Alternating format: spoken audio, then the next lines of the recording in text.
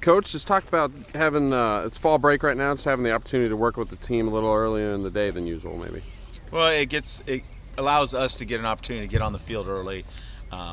Guys are out of class, allows them to have a little bit of a break in their schedule. We know we have high demands of how much time we take from them with school and the academic center, Thornton Center, and everything they do. So it's a little bit of a break. It's a good break at a good time for our guys. And we had energy yesterday. The results weren't exactly what we wanted as coaches have, but we had high energy, and I'm hoping today with our scrimmage we do too.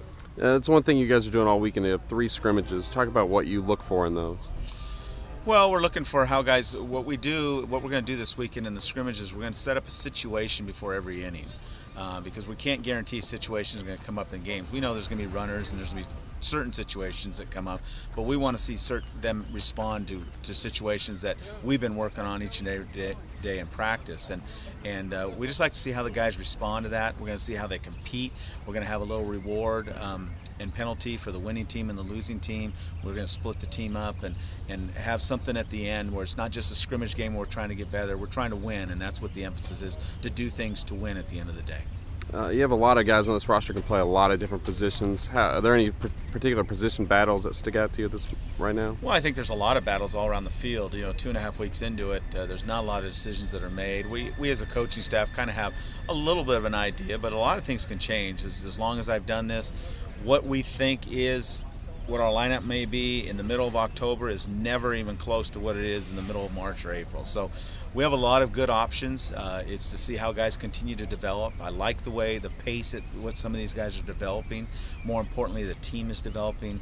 We have a long ways to go, and what I keep emphasizing to myself is we've got to just stick to the process. We know what we have in here right now. We know it's going to be good. We don't know when. We just got to stick to the process of continuing to mentor and teach, and we'll get these guys to where they need to be when it's supposed to happen, I guess. What have you seen out of your pitching staff so far? Well, early on I saw more of a timidness, which is expected with a brand new staff. And I think I've seen more aggression lately of throwing strikes, committing to strikes. I really believe this pitching staff is going to be a strike-throwing staff, which is going to be important. It's always important in any pitching staff. And they've developed the changeup extremely well. We're starting to slowly bring out the breaking balls now. They start throwing them in the bullpen. They'll start throwing them in games controlled-wise.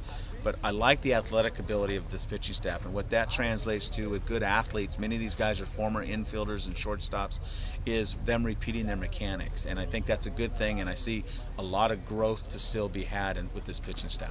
Thank you very much.